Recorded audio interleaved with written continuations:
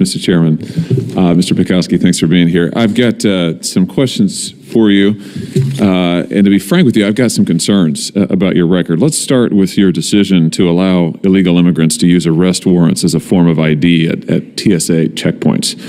In response to a congressional inquiry on this, you responded, I'm going to quote you now, TSA established a process where it will accept certain DHS-issued forms for non-citizens and non-U.S. nationals who do not otherwise have acceptable forms of ID for presentation at security checkpoints. And then you went on to list the forms that TSA would accept that included a warrant for arrest of an alien, a warrant of removal or deportation, the order of release on recognizance, an order of supervision, a notice to appear, an arrival and departure form, which included a printout of an electronic record, or an alien booking record. Now, I wrote to you on January 31st of this year asking you about this. Have you responded to this letter yet?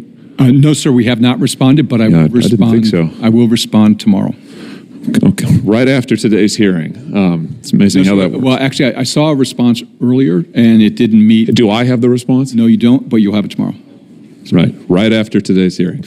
Maybe we should have more of these hearings. We may get more. Today, this is July, isn't it? I sent it to you in January. That's a very long time to respond to a letter that is 2.5 pages long. So let's just see if we can get some answers now. How many individuals have presented TSA with arrest warrants or deportation notices and were permitted to travel in this calendar year? Under 1,000, sir.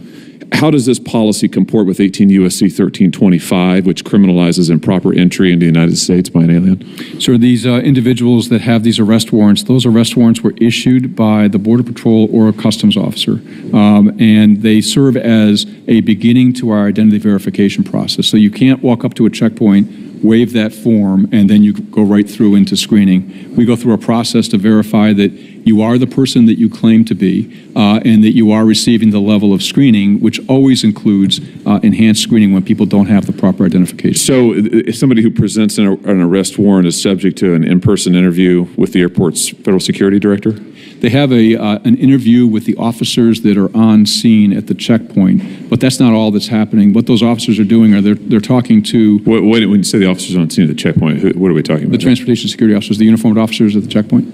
Okay, but not the federal security director. They will bring in the federal security director if needed. Well, why would that person not be needed if you have someone who's an illegal immigrant?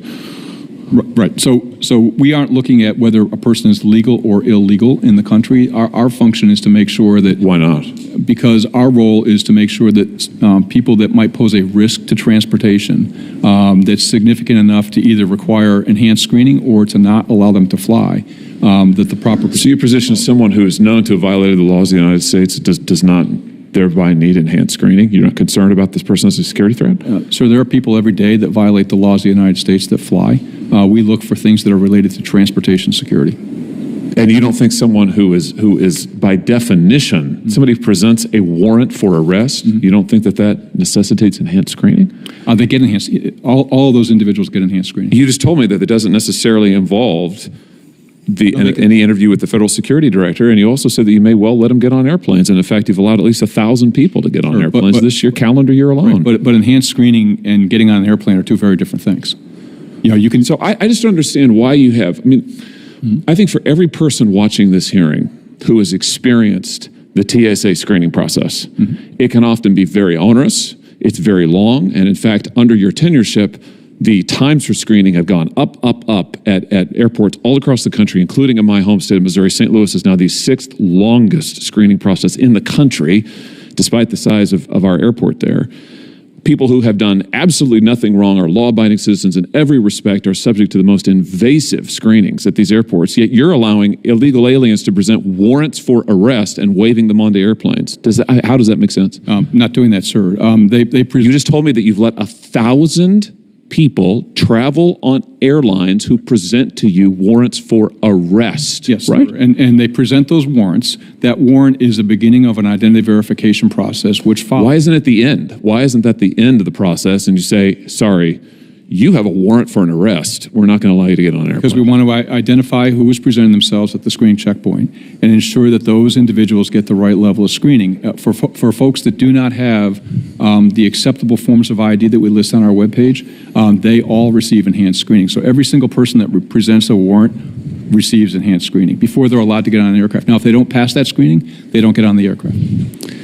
Boy, I think you're going to have a hard time explaining to folks who wait for all of this time in these lines, who subject themselves voluntarily to all of the restrictions that you impose, who are patted down, who are frisked, who are asked to stop aside, who have their luggage rifled through, who have items confiscated from them, who are randomly selected or sometimes perhaps not so randomly selected for enhanced screenings, but you're allowing illegal aliens with warrants for arrest to get onto airplanes, and you've allowed at least 1,000 of them in this calendar year. I mean, I just find that totally extraordinary. Let me ask you about something you did when you were briefly acting security of DHS from January 20th to February 2nd of 2021. You published a memo during that time that enacted a 100-day moratorium on almost all illegal immigrant removals from the United States, as well as a 100-day review of DHS immigration law enforcement policies.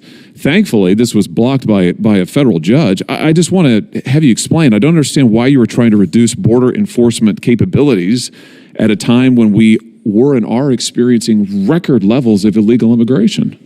Sir, we don't have enough resources, clearly, to handle the number of people that are coming across the border. We were trying to focus the resources that we have. I mean, no agency in this government has all the resources they need to do the jobs that they've been asked to do. So, I'm sorry. So your answer is that you wanted to do less enforcement and just ignore everybody who was here before November 1st, 2020? Not at all. We wanted to do more effective enforcement. Here's what you attempted to do. You tried to narrow DHS's enforcement abilities to include only three types of illegal aliens. 1, spies and terrorists. 2, aliens who entered after November 1st, 2020, or those convicted of aggravated felonies and were released from incarceration on or after the date of your memo. I mean, that's a significant narrowing. Basically, if you came before November 1st, 2020, and you issued this in January 2021, you're just off the hook. So those are enforcement priorities, but not all the enforcement that could occur. And if you read further in that memo, it allows for discretion by the officer. Those priorities are primarily for resource allocation decisions as to where the resources would be placed to be most effective. And I think those 3 priorities are 3 of the very top priorities that we ought to focus our limited enforcement capability on. Well, I'm just glad that a judge blocked the attempt to do this. And I have to say, in terms of your priorities and what you have done, from allowing those with arrest warrants to fly while subjecting law-abiding citizens to what you have done, to your record of the terrible wait times and experience that you're putting law-abiding citizens through, to this action, I just can't say that I agree with your priorities, Mr. Pekoski. Thank you, Mr. Chairman.